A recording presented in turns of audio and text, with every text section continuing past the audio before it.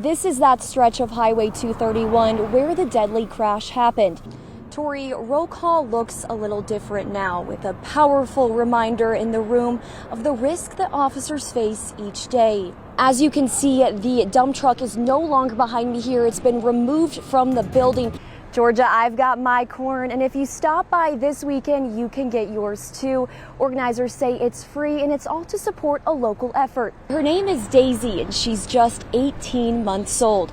But don't be fooled, Daisy is the first firearm detection canine in a healthcare setting here in Alabama.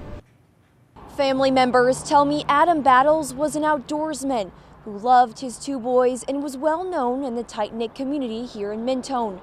That's why they say getting the news Thursday that he was gone was absolutely heartbreaking. FBI Director Kash Patel says an additional 500 FBI employees will move to Huntsville by the end of this year. And he says that's just the beginning. I spoke to Senator Tommy Tuberville this afternoon. He says if you're a home builder in Huntsville, you're in the right business. A Panama City Beach couple is feeling extra grateful tonight. That's after they say 3 Muscle Shoals firefighters stepped in at just the right time. Christina Good tells me she's still struggling to understand what happened to her daughter, especially because the man accused was one of Akira's closest friends and somebody that called her mom. This is what's left of the Gibson family home here in Killingsworth Cove.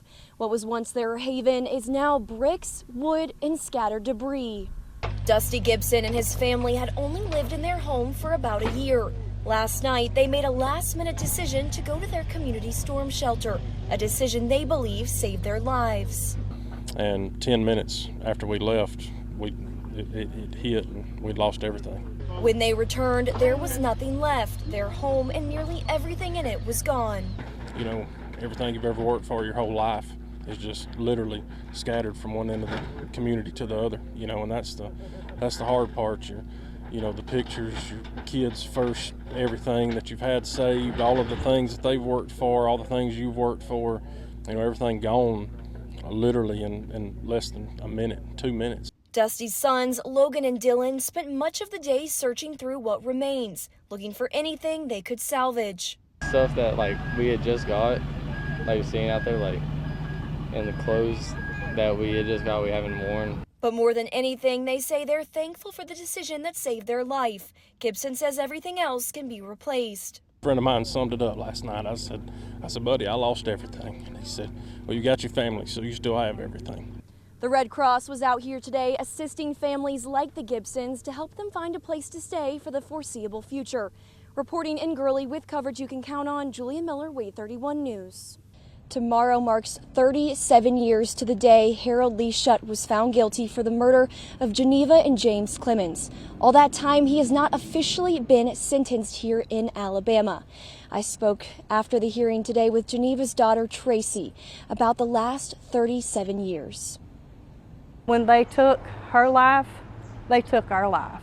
They may be living a life sentence in prison, but we're living it outside of prison. Tracy Clemens' life was forever changed outside the walls of this Athens house 44 years ago. Tracy was just 5 years old when she watched Shutt and his wife kill her mother and abduct her brother right in front of her eyes. That memory has stayed with me for I'm 49 years old now. It's been with me for that long. And I'm sure it's going to continue to be with me for the rest of my life. As I was saying in the courtroom earlier, if I got dementia or memory loss of any sort of any disability, that would be one thing that I would never forget. She spent many years after traumatized and says the fear still often lives in her now. I've also got 6 little kids that I've got custody of. And everybody's wondering why, when they're outside playing, that I've constantly got my eyes on them or they're at my reach. Because there are monsters among us all. She says this has been a long journey, but justice is finally being served.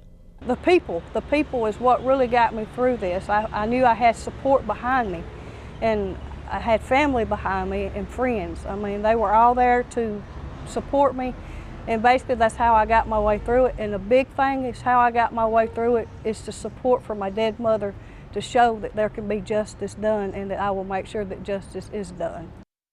Crystal Trussell signed her elderly mother up for food stamps just about 2 years ago in an effort to help her financially. She says it's been going really well up until recently. Now she says it's become more of a scam than it is a help. That is several hundreds of dollars that has been stolen, that is taxpayer money that did not go to where it was intended to go. Where was the money intended to go? Crystal Trussell tells me to her elderly mother's EBT card. Instead, she says it went to someone over 1,000 miles away. Her EBT card got hacked. Well, after some investigation, it got hacked the morning that her benefits was added to her card out of New York. Within hours of receiving her benefits, it was all gone. Someone had drained them, maxing them out at gourmet deli shops in New York. These are her transaction records to prove it. It happened twice to her in December and 6 times this month. Then she says they were thrown another curveball. And that they would no longer be returning anybody's benefits that was stolen through fraud whatsoever. As of December 21st, 2024, the congressional authorization for replacement of stolen Supplemental Nutrient Assistance Program, or SNAP benefits, expired, meaning the Department of Human Resources cannot process Trussell's mother's or anyone else's whose SNAP benefits were stolen in previous months, and now going forward. She says instead of replacing the benefits, they were given a list of local food banks. We live in a very rural area. I've never dealt with a food bank, but I would imagine there's not enough to feed the amount of people that needs to be fed. Thankfully, Crystal can help her mother, but she warns others who might not have the same support. She says from now on, things will become much more difficult. I'm not going to activate her card until the day that she gets her benefits and she goes to the grocery store, and then cancel that card and order a new one. I think that's going to be the only way to protect them, if that even does. I've reached out to DHR for a comment, and as of this report, have yet to hear back. On their website, they say if you believe your EBT card has been stolen or you notice unauthorized transactions, they advise you to change your PIN immediately and to head to your local DHR office.